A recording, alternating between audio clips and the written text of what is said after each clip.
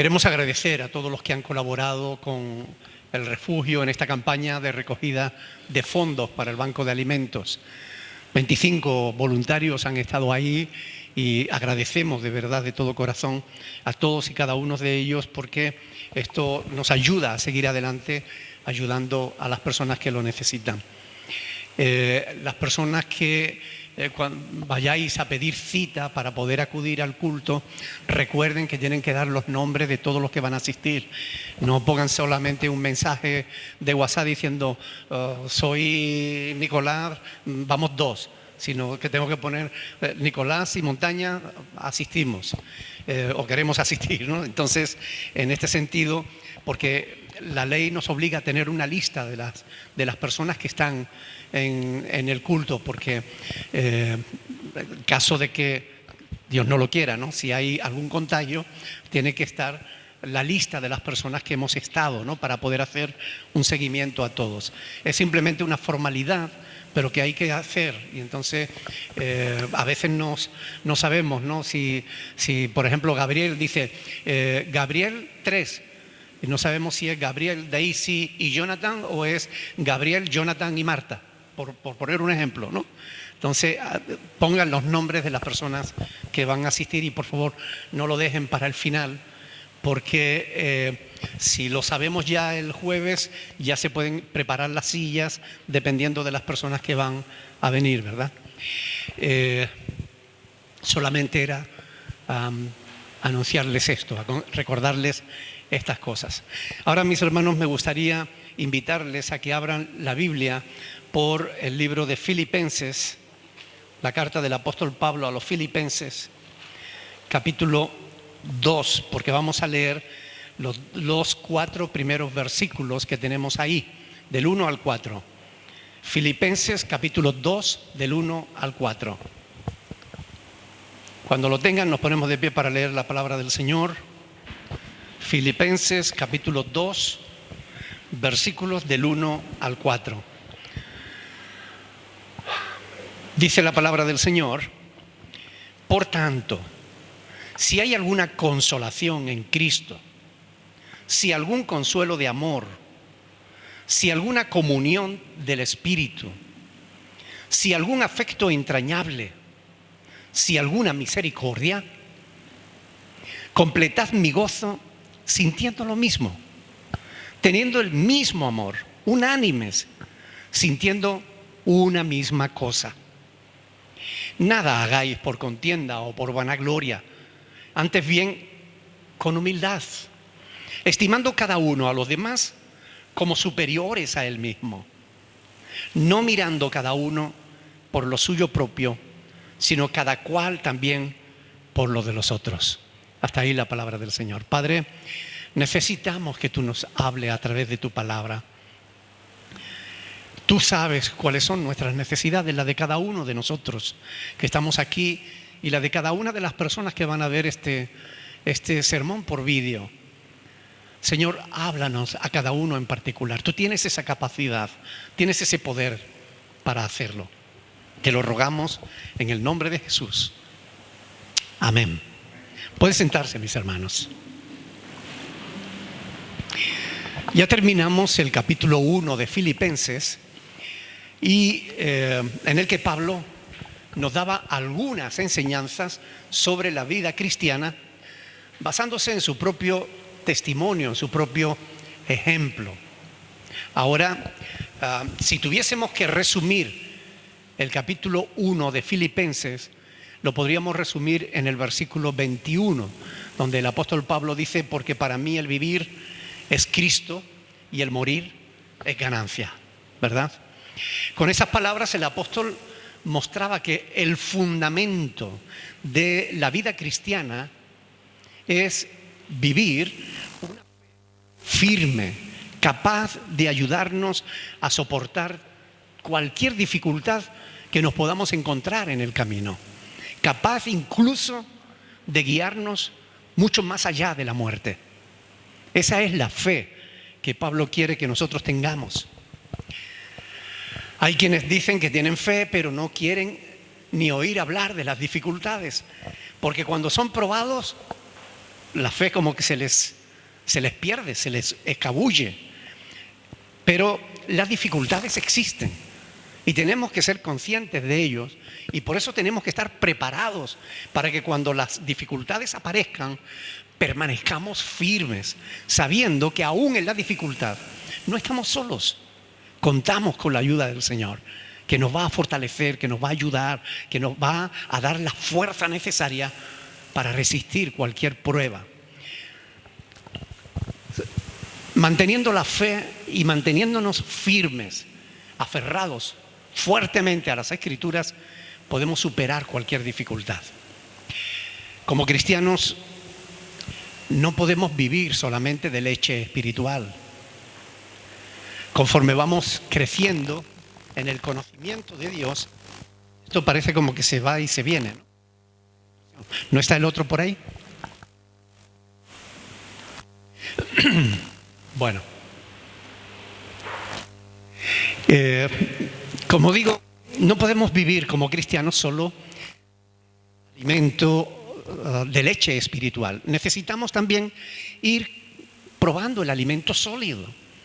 Tenemos que ir haciendo nuestro estómago a las cosas que quizás no son tan agradables, pero que son necesarias aprender para que nuestra fe se fortalezca. Si una persona la alimentamos solo con biberones, se va a desarrollar mal.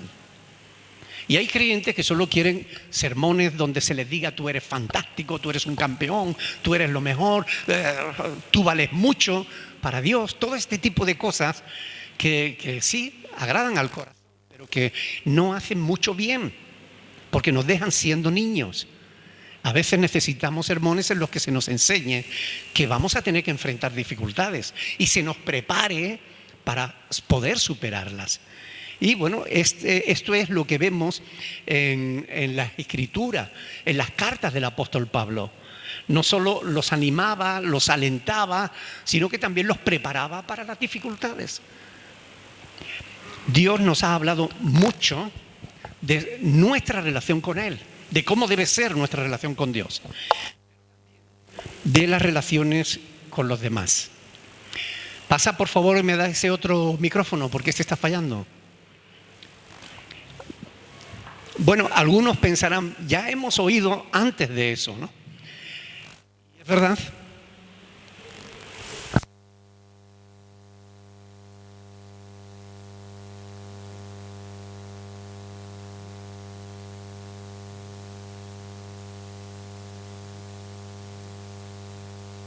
Los otros. Ahora, ¿saben qué? Debiéramos preguntarnos, ¿por qué Dios tuvo al pueblo de Israel durante 40 años caminando por el desierto, insistiendo en las mismas cosas? El pueblo necesitaba ser fiel a Dios. El pueblo necesitaba ser santo, apartarse de todo aquello que a Dios no le agradaba. El pueblo debía ser obediente, debía aprender a ser obediente a Dios. Y hasta que no lo aprendió, el pueblo estuvo en el desierto dando vueltas de un lado para otro. 40 años enseñándole lo mismo. Si Pablo insiste a los filipenses en estas cosas que ya les ha dicho en el capítulo 1 y ahora insiste en el capítulo 2, será porque como cristianos lo necesitaban. Y nosotros, si somos cristianos, y lo somos, también las necesitamos. Por eso a veces Dios insiste en algo que tenemos que aprender hasta que lo aprendamos. Las palabras de Dios no son solo para gozarnos y decir: ¡oh, qué sermón más hermoso!, ¿no? O qué bien, ¿no? No, mire, no se trata de eso. La palabra de Dios es para edificarnos, es para enseñarnos cuál es su voluntad para nuestras vidas. ¿Será que necesitamos que Dios nos repita una y mil veces que debemos amarnos los unos a los otros? ¿Será que necesitamos que Dios nos repita que tenemos que considerar al otro como superior a nosotros mismos. A menos que pongamos por obra la palabra de Dios, Él no dejará de insistir hasta que aprendamos. Para que nadie se pierda, porque Dios no quiere que nadie se pierda. Así que presten atención para no ser oidores olvidadizos, sino hacedores de la palabra y de la voluntad de Dios. Más adelante nos vamos a encontrar con un texto, Filipenses capítulo 2 del 5 al 11, que es una maravilla, una joya, una verdadera joya de la literatura universal, donde nos va a hablar de Cristo como el ejemplo perfecto de lo que Pablo nos está enseñando. Pero eso será la próxima vez, ¿ok? Ahora vamos a centrarnos en los 4 primeros versículos, donde realmente Pablo, que siempre es un teólogo práctico, a mí me gusta Pablo porque toma las profundas verdades espirituales y las pones en el suelo, las pones en lo práctico, nos la trae y nos enseña cómo practicarlas en el día a día. Él no estaba interesado tanto en debatir conceptos filosóficos como enseñarnos la voluntad de Dios para que la hagamos, es decir, en la vida cotidiana. Por tanto, vayamos al texto. Por tanto, dice ahí. Esto pone sobre la mesa lo que ya había expuesto en los versos anteriores, que debían ser fuertes para combatir juntos por el Evangelio sin intimidarse por la gente de afuera, sin intimidarse por los problemas o las dificultades. Esto es lo que le está diciendo en los versículos anteriores del capítulo 1, desde el 27 hasta el final, hasta el 30. Por tanto, si hay alguna consolación en Cristo, si algún consuelo de amor, si alguna comunión del Espíritu, si algún afecto entrañable, si alguna misericordia. Por tanto, sí, aquí esta sílaba, sí, no es un condicionante. Esta sílaba, sí, aquí, es una cláusula argumentativa. Él está argumentando una serie de cosas para llevarnos después a una conclusión. Y esto es muy interesante, porque el argumento de Pablo es que si hay alguna consolación en Cristo, y debiéramos preguntarnos, ¿la hay? ¿Hay consolación en Cristo? ¿Alguna vez Cristo te ha consolado? ¿Has sentido el consuelo del Señor? Si hay alguna consolación en Cristo, está hablando de bendiciones que podemos encontrar en el Señor. El fundamento del apóstol Pablo es que si estas cosas están en Cristo y Cristo está en nosotros, también nosotros tenemos que tener estas cosas. Ese es el argumento de Pablo, sencillo. Si hay alguna consolación en Cristo y Cristo está contigo, tú también tienes que ser de consuelo. Es así de simple, ¿ok? Por tanto, si hay alguna consolación en Cristo, si algún consuelo de amor. Aquí Pablo no está esperando que tú le respondas nada. Es el argumento que él está planteando. Él quiere que reflexionemos sobre esto, porque él sabía muy bien que en Cristo hay consolación. Pablo lo había experimentado 1 y 1000 veces en su propia vida. ¿La has experimentado tú? ¿Has experimentado el consuelo de Cristo? ¿Has estado alguna vez tan triste que en un momento determinado acudiste al Señor y te consoló y descansaste? ¿Te ha pasado alguna vez que has encontrado consuelo en Cristo? A mí me ha pasado muchas veces, en multitud de ocasiones. Por medio de la oración o leyendo las Escrituras, a veces uno ha encontrado un pasaje en el que has encontrado el consuelo que necesitabas. O a veces a través de una persona que ha venido y te ha dado una palabra del Señor. Te ha recordado algo que ya tú sabías, pero que en medio de tu aflicción necesitaba recordarlo. Y alguien vino y te dio esa palabra de consuelo. Y te sentiste reconfortado. Al saber del amor de Dios, del perdón de Dios, de su poder para sacarnos de las dificultades, ¿no te sientes consolado? ¿No te sientes animado? Es muy interesante que en este tema, a mí me gusta tirar de los hilos, de verdad, por eso yo disfruto estudiando la palabra de Dios. Cuando estaba estudiando sobre la consolación en Cristo, me di cuenta de que la Biblia nos habla de que el Padre es Padre de consolación, de que el Hijo es la consolación y de que el Espíritu Santo es el consolador. Interesante, miren conmigo, 2 de Corintios capítulo 1, 2 de Corintios capítulo 1, versículos del 3 al 4. 2 de Corintios 1, del 3 al 4.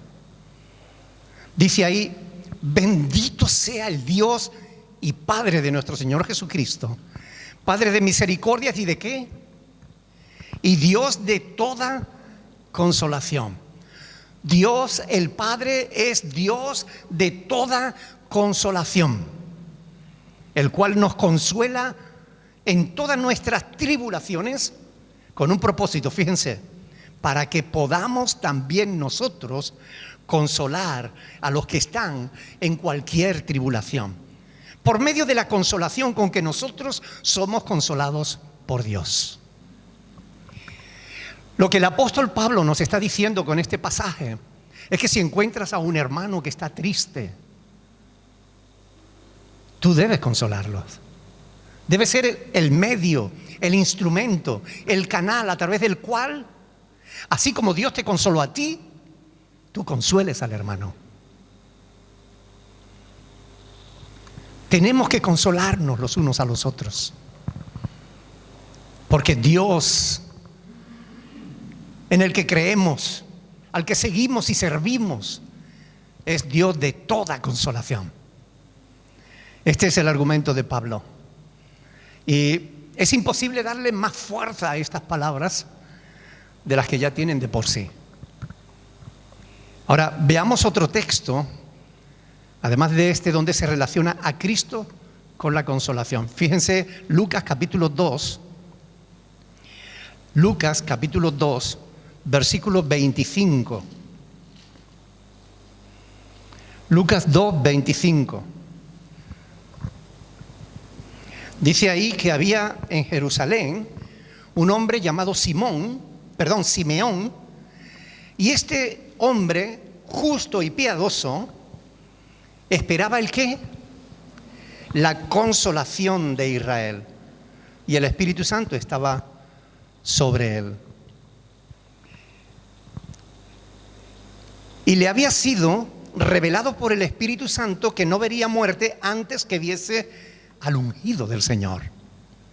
Y movido por el Espíritu vino al templo, y cuando los padres del niño Jesús lo trajeron al templo para hacer por él conforme al rito de la ley, él le tomó en sus brazos y bendijo a Dios diciendo: ahora, Señor, despides a tu siervo en paz conforme a tu palabra, porque han visto mis ojos tu salvación, la cual has preparado en presencia de todos los pueblos, luz para revelación de los gentiles y gloria de tu pueblo Israel. Él estaba esperando, ¿qué estaba esperando? La consolación de Israel. Y al ver al niño Jesús, él dio gracias a Dios y dijo: ya me puedo morir tranquilo. Él estaba viendo en Cristo la consolación de Israel. Además de este pasaje que estamos meditando hoy de Filipenses capítulo 2, donde Pablo nos dice si hay alguna consolación en Cristo. Y eso es algo retórico, no nos está pidiendo que respondamos si la hay o no la hay, no nos está preguntando, está argumentando. Hay realmente consolación en Cristo. Aquí tenemos otro pasaje en el que a Cristo se le asocia con la consolación. Y en Juan capítulo 15, 26, todos sabemos que dice que cuando venga el Consolador, que yo os enviaré del Padre el Espíritu de verdad, el cual procede del Padre. El Espíritu se le asocia con la función de consolar, el consolador. De modo que el Padre es Dios de toda consolación, el Hijo es la consolación y el Espíritu Santo es el consolador. Padre, Hijo y Espíritu Santo tienen la misma naturaleza. Por eso podemos ver de algún modo cómo vemos aquí ese mismo atributo en las tres personas de la Trinidad. Bendito sea el Señor. Dios es Dios de toda consolación. Por tanto, si alguna consolación en Cristo, si hay alguna consolación en Cristo, si algún consuelo de amor, si alguna comunión del Espíritu. Pablo disfrutaba y valoraba la comunión con el Espíritu Santo. Cada uno de los cristianos somos llamados a esa comunión, a tener comunión con el Espíritu de Dios. El Salmo 25, versículo 14, Salmo 25, versículo 14, quiero que muevan la Biblia porque realmente es importante ver que lo que estamos diciendo no nos lo estamos inventando, lo dice la Sagrada Escritura. Salmo 25, 14, la comunión íntima del Señor es con los que le temen y a ellos hará conocer su pacto. La comunión íntima del Señor. Dios quiere que tengamos comunión con Él. Fiel es Dios, el cual os ha llamado a la comunión con su Hijo Jesucristo, nuestro Señor. 1 Corintios 1:9. Nos ha llamado a la comunión con Cristo. La única manera en la que hoy nosotros podemos tener comunión con Cristo es por medio del Espíritu Santo. Somos llamados a la comunión con el Espíritu de Dios. En sus saludos, continuamente Pablo hablaba de la comunión del Espíritu. La gracia del Señor Jesucristo, el amor de Dios y la comunión del Espíritu Santo sean con todos vosotros. Hermanos, así como hay consuelo en Cristo, también hay comunión con el Espíritu. Podemos y por tanto debemos mantener nuestra comunión con el Espíritu. Primera de Juan, capítulo 1, versículo 3. Miren que el apóstol Juan afirma que el Evangelio debe ser predicado para que las gentes tengan comunión con Dios. Primera de Juan, capítulo 1, versículo 3. Dice ahí la palabra del Señor: y lo que hemos visto y oído, eso os anunciamos. ¿Para qué? Para que también vosotros tengáis comunión con nosotros. Y nuestra comunión verdadera es con el Padre y con su Hijo Jesucristo. Ahora fíjense también en los versículos 6 y 7. Esto es importante. Si decimos que tenemos comunión con Él y andamos en tinieblas, ¿qué dice ahí? Mentimos y no practicamos la verdad. Pero si andamos en luz, como Él está en luz, tenemos comunión los unos con los otros, y la sangre de Jesucristo su Hijo nos limpia de todo pecado. Amén. Es decir, si andamos en luz, como Él está en luz, tenemos comunión unos con otros. De modo que somos llamados a tener comunión con Dios, porque esa comunión con Dios nos permite también tener comunión los unos con los otros. Es algo a lo que somos llamados a la comunión. 1 Corintios 1:9, llamados a la comunión. Se habla mucho de tener comunión con Dios y con los hermanos en la fe, pero ¿qué significa eso de tener comunión? Vamos a llevarlo al terreno práctico. ¿Significa, por ejemplo, que tenemos que estar de acuerdo en todo? No. ¿Significa que todo el mundo que diga que es cristiano nos tiene que caer bien? No. Significa que tenemos que tener comunión. Ahora, ¿qué es comunión? La palabra comunión se traduce del griego koinonía, que el significado real de esta palabra es que participamos, que interactuamos, que tenemos compañerismo, que nos ayudamos en caso de necesidad. Son cosas diferentes.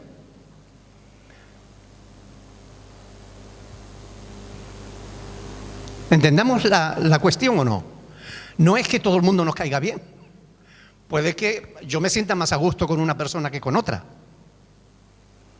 Pero no voy a permitir que eso no me permita tener compañerismo con quien a lo mejor no me cae tan bien. ¿Entendemos? O que si necesita ayuda, yo me niegue a dársela. No. Somos llamados a eso, a participar. Ah, no, como no me cae bien, yo con este no me junto. No se trata de eso. Somos llamados a la comunión. Comunión es participar, es interactuar. Lógicamente interactuaremos más con quienes mejor nos caigan. Interactuaremos menos con quien peor nos caiga, pero tenemos que salvaguardar la comunión, porque somos llamados a la comunión. Y la comunión tiene que ver con aquello que compartimos. Compartimos una misma fe, un mismo Señor. Compartimos una misma vida espiritual, una misma esperanza. Compartimos un mismo conocimiento de Dios, un mismo consuelo. Todo esto es posible por la comunión espiritual, la comunión en el Espíritu. Por tanto, si hay alguna consolación en Cristo, si algún consuelo de amor, si alguna comunión del Espíritu, si algún afecto entrañable. En un mundo en el que el ser humano está perdiendo su capacidad de amar, en la que la violencia cada vez tiene mayor protagonismo, el egoísmo, bueno, como el Señor Jesús había anunciado, ¿no? Por haberse multiplicado la maldad, el amor de muchos se enfriaría, ¿verdad? Esto es un signo de los tiempos que estamos viviendo. Esto es una realidad. Pablo profetizó en Romanos capítulo 1 y también en 2 de Timoteo capítulo 3 que esto iba a ser así, que estos tiempos últimos iban a ser tiempos peligrosos. Y él sabía bien lo que era sentirse, a pesar de eso, amado, con un afecto entrañable. Porque no importa lo que pase en el mundo, sientes el afecto entrañable de Cristo por ti. Él dio su vida por ti, por perdonar todos tus pecados y los míos. ¿Dónde encontraremos un amor, un afecto entrañable como el afecto de Cristo por nosotros? Nadie nos amará jamás como Él nos ama.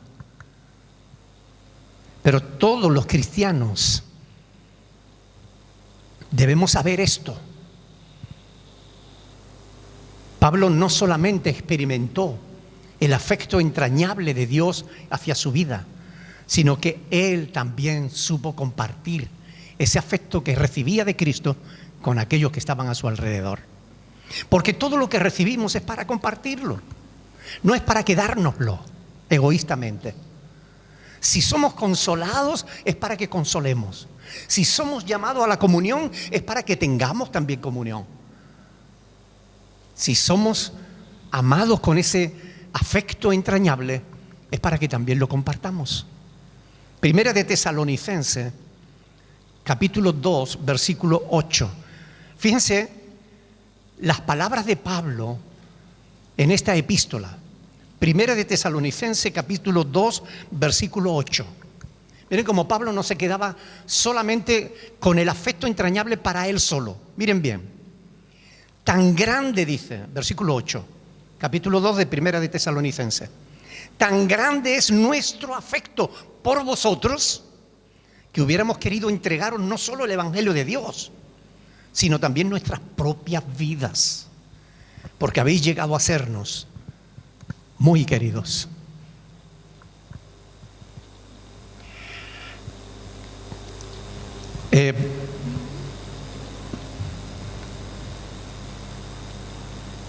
¿No es emocionante? Tan grande es nuestro afecto por vosotros que hubiéramos querido entregaros no solo el Evangelio de Dios, sino también nuestras propias vidas, porque habéis sido allegados, porque habéis llegado a sernos muy, muy queridos. El apóstol no solamente se conformó con recibir el afecto entrañable de Dios, lo daba, lo compartía. ¿No debemos nosotros hacer lo mismo? ¿No debemos amarnos de igual manera?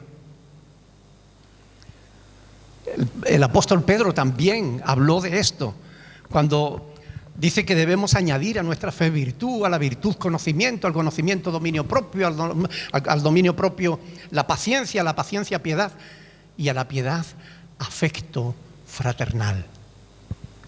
Afecto fraternal, amor por los hermanos. No es una característica que evidencia que de verdad somos verdaderos discípulos de Cristo. El Señor lo dijo, Juan 13:35, en esto conocerán todos que sois mis discípulos, si tuviereis amor los unos por los otros. Por tanto, si hay alguna consolación en Cristo, si algún consuelo de amor, si alguna comunión del Espíritu, si algún afecto entrañable, si alguna misericordia, ¿hay misericordia en Cristo?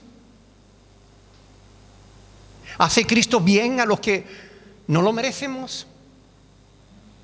Sin duda. Claro que hay consolación en Cristo y consuelo de amor y comunión del Espíritu y afecto entrañable. Y también hay misericordia. Una misericordia que se renueva de día en día. Una misericordia, bueno, como la que expresa Jeremías en el libro de Lamentaciones, ¿no? Donde dice, por la misericordia de Jehová no hemos sido consumidos. Por la misericordia del Señor no hemos sido consumidos, porque nunca decayeron sus misericordias. Nuevas son cada mañana. Grande es tu fidelidad. Lamentaciones 3, del 22 al 23. ¿Reconoces tú la misericordia de Dios? ¿La has experimentado en tu vida?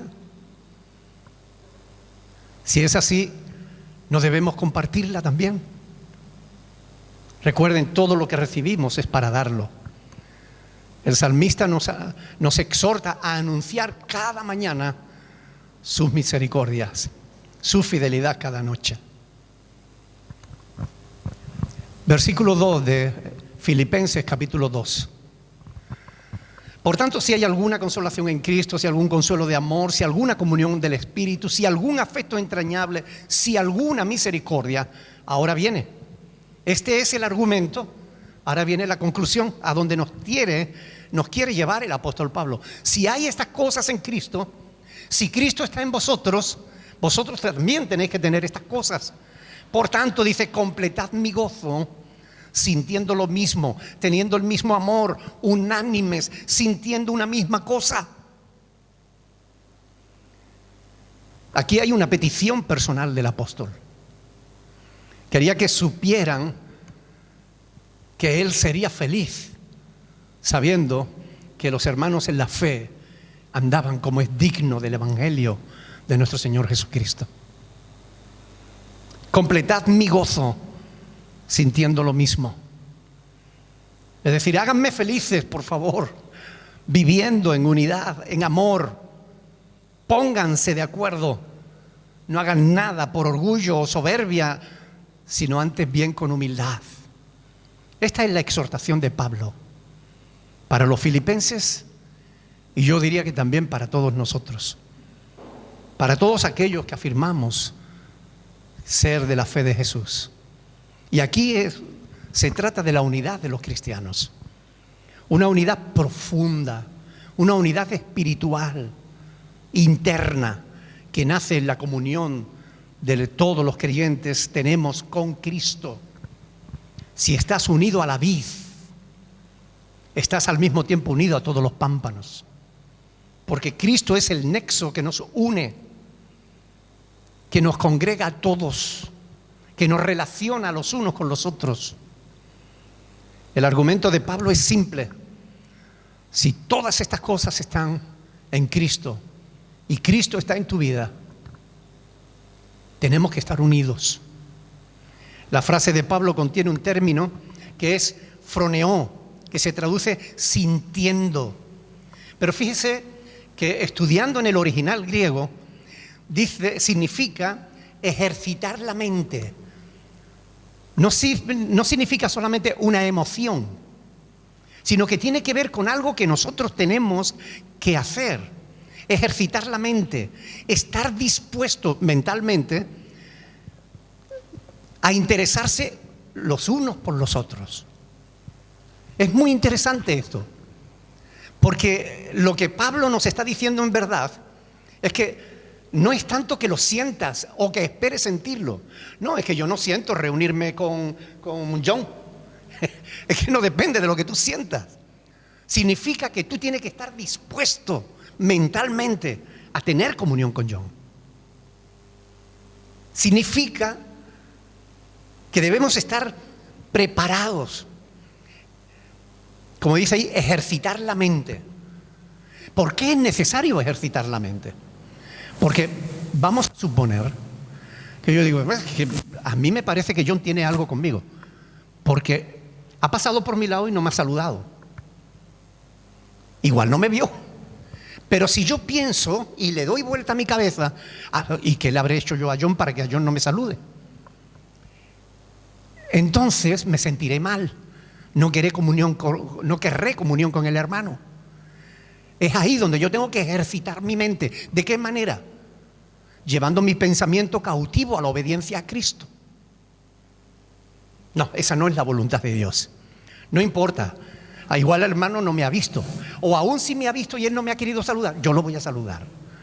Para acercar postura. Gloria a Dios, es así. Ejercitar nuestra mente. Sintiendo lo mismo. Pensar, sentir.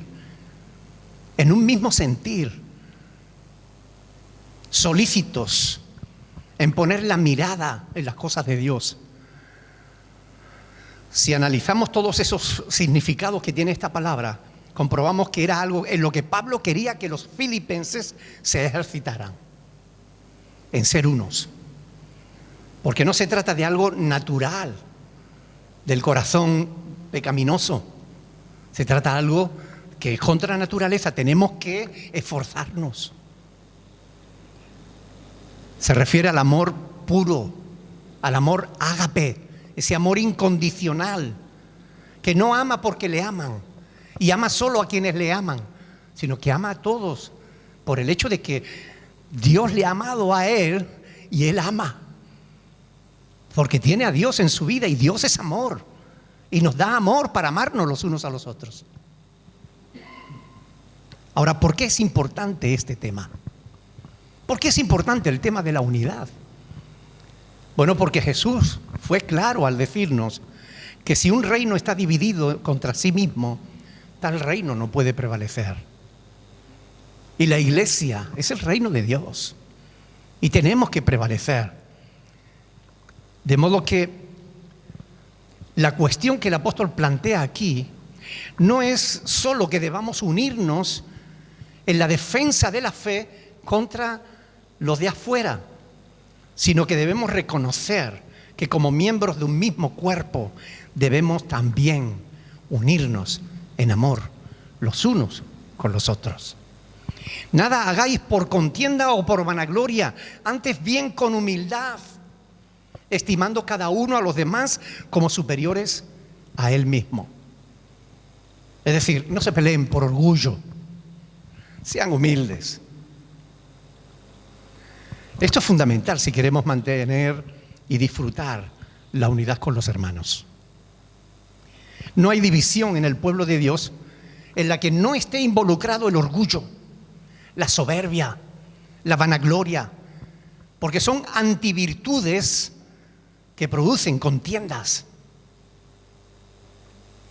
Cuando alguien trata de imponer su opinión personal y debe pasar por encima de los demás y especialmente de aquellos a los que Dios constituye en su pueblo. Y eso, quien hace eso no está haciendo la obra de Dios, está más bien destruyéndola. No nos dejemos engañar por nuestras emociones. Llevemos todo pensamiento cautivo a la obediencia a Cristo. Pero no voy a hablar mucho de la humildad porque, como digo, en la próxima ocasión vamos a estudiar los versículos del 5 al 11 y ahí se nos da el ejemplo, el mayor ejemplo de humildad que vamos a encontrar jamás en toda la historia, que es el de Cristo.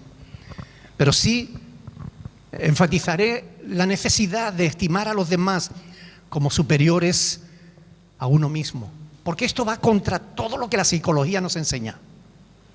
La psicología del hombre quiere llevarte a fomentar tu autoestima, porque dicen que todos los problemas del ser humano es que no tiene autoestima. Es justamente lo contrario a la verdad que nos muestra la palabra de Dios. Si algo tiene el ser humano es eso, orgullo. Autoestima es orgullo, no es otra cosa. Y se nos quiere inocular ese virus. Se nos quiere inyectar ese virus. Sé orgulloso. Siéntete grande. Sé el mejor. Compite con los demás. Aplástalo si hace falta. Tú tienes que ser el número 1. Si eres el número 2, perdiste. Eso es lo que se nos está enseñando. Pero todo eso es contrario a la verdad que encontramos en la palabra del Señor. Y lo triste no es que eso lo enseñe el mundo. Es que hasta en las iglesias se enseña eso. Tú vales mucho para Dios. ¿Dónde dice la Biblia eso? Tú eres un campeón. Descubre el campeón que hay en ti. ¿Dónde dice la Biblia eso? Lo que la Biblia dice es que consideremos a los demás como superiores a nosotros mismos. Si todos reconociéramos a los demás como superiores, ¿no viviríamos más en paz? ¿No habría más respeto por el otro? Si lo consideramos menos, pasamos por encima. Pero si lo consideramos superior, lo respetamos. No mirando cada uno por lo suyo propio, sino cada cual también por los de los otros. Es decir, sin egoísmos. Y esto va también en contra de todo lo que somos como seres humanos que hemos sido arrastrados por la corriente de este mundo. De ahí nacen la mayoría de los conflictos, del egoísmo. Si hubiera menos egoísmo, si hubiera más actitud cristiana, no cabe la menor duda de que la mayoría de los psicólogos se quedarían sin trabajo. Si mirásemos con menos egoísmo a los demás, el mundo sería un auténtico paraíso en el que los 7.000 millones de personas que vivimos en él no padeceríamos necesidades. Viviríamos en paz los unos con los otros.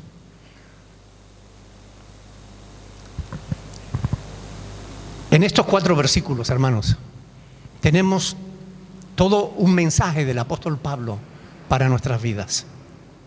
Un mensaje que debemos meditar. Si estamos siendo amados por Dios, consolados por Él,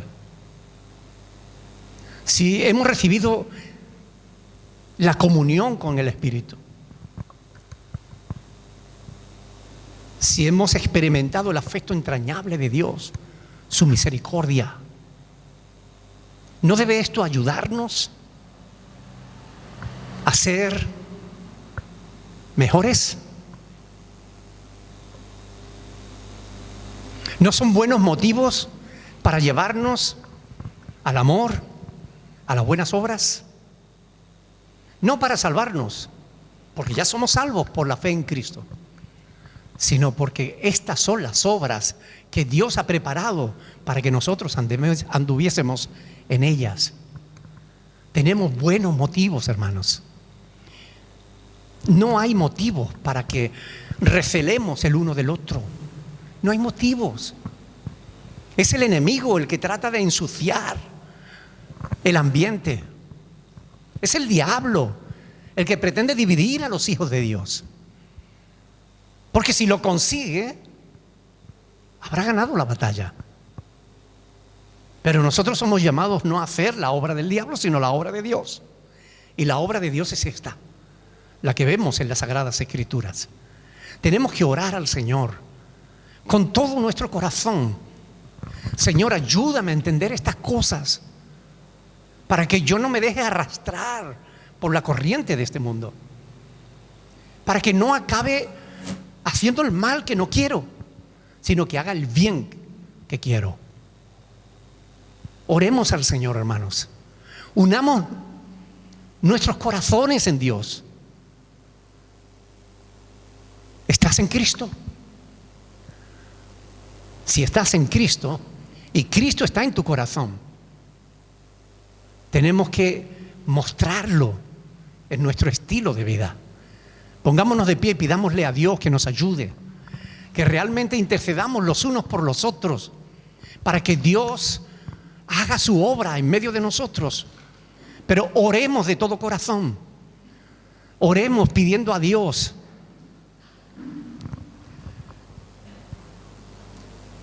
que Él nos dé la victoria que el diablo nos quiere quitar. Oremos pidiendo a Dios que nos ayude a poner en práctica su palabra. Porque es la voluntad de Dios que nos consolemos los unos a los otros, que tengamos comunión los unos con los otros, que seamos misericordiosos como Dios es misericordioso con nosotros, que no esperemos a ser amados para amar. Amemos aún a quien no lo merece, porque así es como Dios nos ha amado a nosotros. Oremos, pidámosle a Dios que Él nos ayude a entender esto, pero sobre todo que nos ayude a vivirlo, a practicarlo. Que Dios nos dé el valor necesario para acercarnos los unos a los otros. Que quite todo temor, toda vergüenza, porque vergüenza nos debe dar hacer el mal, pero no el bien. Oremos, hermanos. Pidámosle a Dios que Él nos ayude a poner por obra su palabra. Aleluya.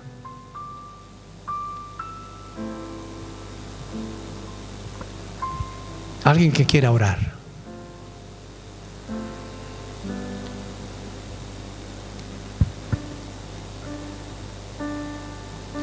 Bendito Señor.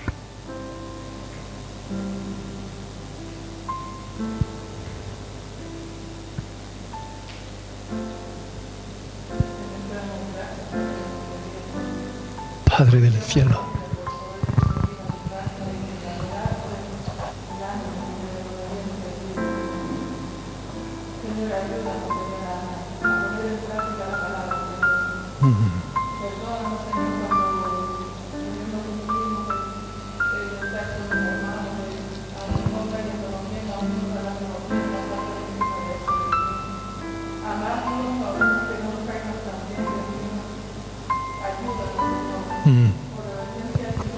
sí, Señor.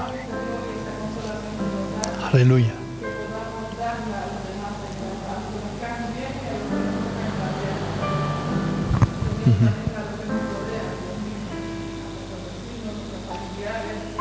Sí, Señor.